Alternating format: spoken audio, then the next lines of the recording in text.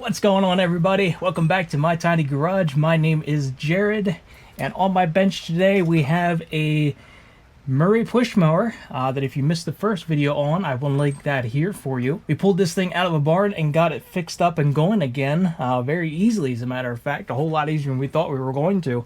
So definitely go check that video out. In this video, we just have a quick short one here for you. The wheels on this mower are flared out. They're worn out, they're egged out, they're not so tight on the wheel shafts anymore, the axles. So I have a solution to fix that, and it's actually pretty cheap to do. It's a whole lot cheaper than buying new wheels.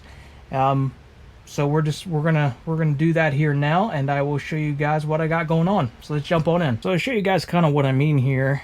This one here is somewhat floppy. This is particular what I mean when it flares out, when it can go out at the bottom. This back one here is a whole lot worse than that front one was. You can really see that here from holding it level. You can just see how it's canted out, or it should be sat up there more like that. It wants to sit over. So what that has to do with is the holes being worn out here and too much play. So the solution I have for that is I found some spacers that fit. They fit the shafts, and then you just drill out the wheel itself to accommodate a tight fit, and you put it all back together. Real simple and real easy. So let's go ahead and we'll just start with this back one here. Let's just go ahead and get this back one pulled off.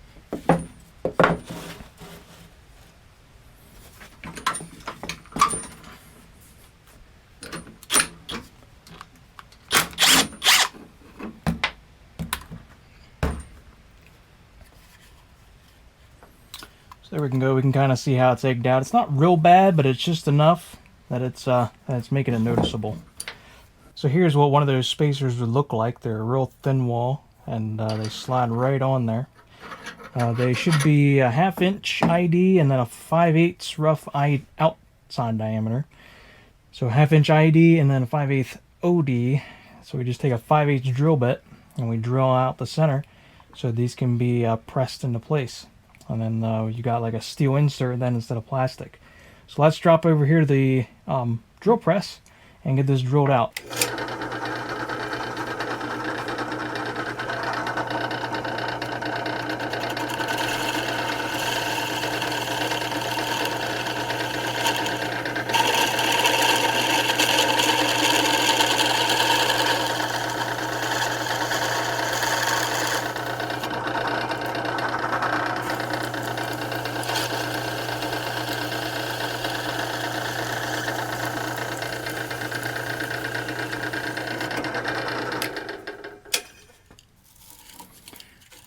A lot of times we don't have to remove very much, but it's just enough. I don't know if you can see down in there, but we just made a real smooth bore. And now we can tap in that insert. And just get this lined up in here about as straight as we can get it.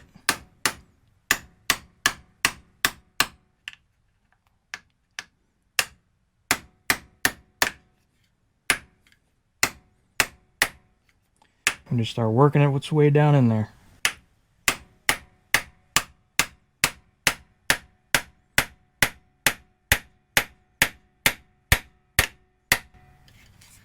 There we go.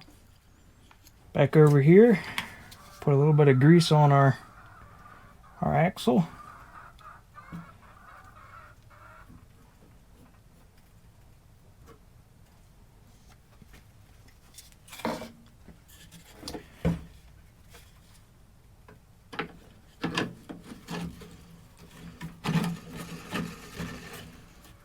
And slide that right on in place then.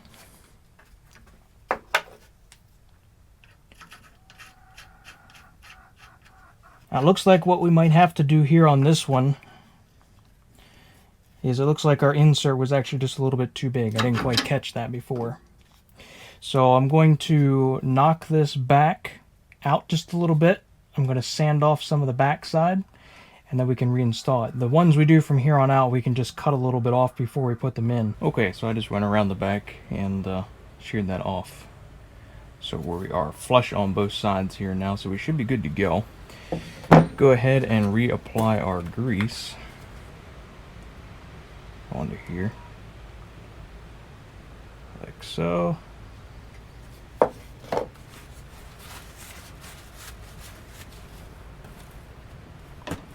Should be able to slide this right on then. There, look at that. Look how stable that now is compared to what we had. Works out really great. It's super cheap. I think I charge right around $1.50 or so for these inserts, and plus my time and everything. I mean, you really can't beat it. You're not going to buy a new wheel for anything less than, well, I don't know, $15, I bet, 20 bucks. Tighten it up. There we go. Wheel can't come off because it hits the center stud, the center steel piece that we put in there, but it's now tight on there and not floppy. And now you got steel bushings instead of plastic ones, so now you will also, you just increase the longevity of your wheel as well, because you know, you're not wearing plastic on steel, you have steel on steel, so now it's basically a greasable bushing. So this is a really good way that I found to help this problem, and yeah, so let's go ahead and move on and do the other ones.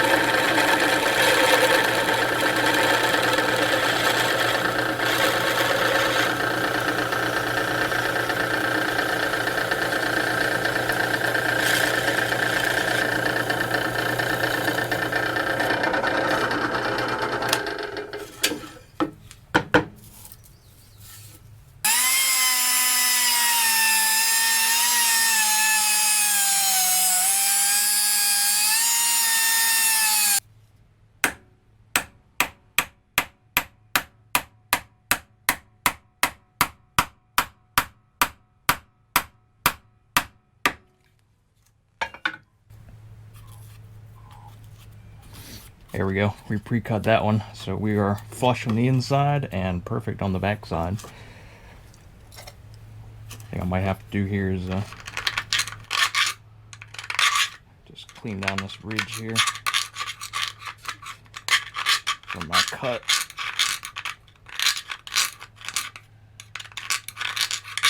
There we go. Okay, should slide right on now.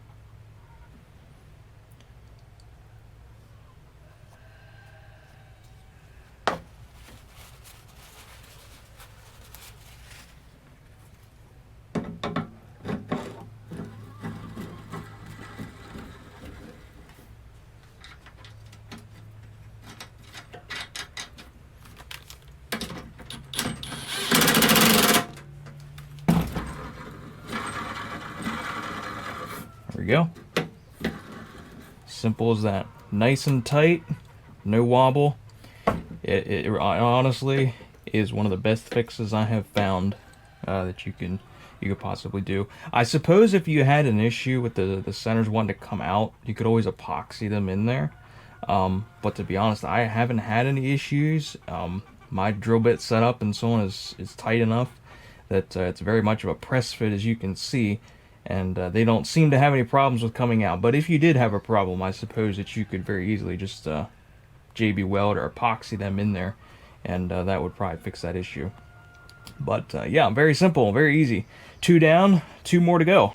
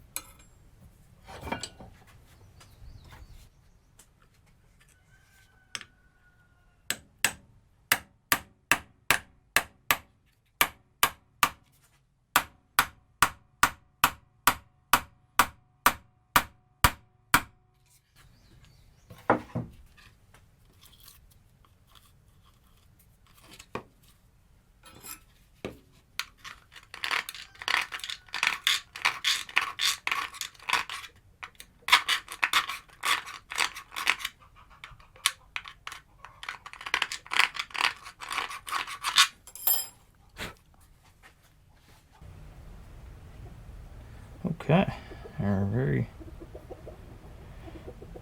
very last one here. Simple as that, really.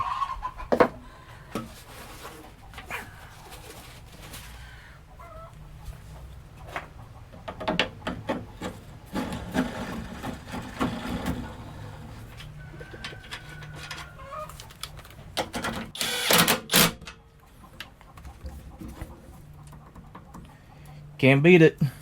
Can't beat it. The only way you can beat it is buy a new wheel, but otherwise, you really can't beat that. All right, and there we go. There we got it. All 4 wheels are done. Took us maybe, I don't know, 20 minutes at best to do that. Super simple repair. It works great. I will leave a link to the spacers that I'm using down in the description below if you're interested in picking some up. But it works great. It saves you some money. You don't have to buy new wheels. Makes the customer happy because you're not charging them $100 for brand new wheels, and everybody's happy at the end of the day. That's all I got for you for this one. It was just a real short, simple one, and hopefully you enjoyed it, and hopefully you did find it useful. Drop a comment down below. Let me know what you think. If you found it useful or have any suggestions or tips and tricks of your own you want to share, I'd be glad to hear from those. Subscribe if you're not, so that you don't miss any of this future good content we got. With that being said, that's all I got. I will see you guys on the next one.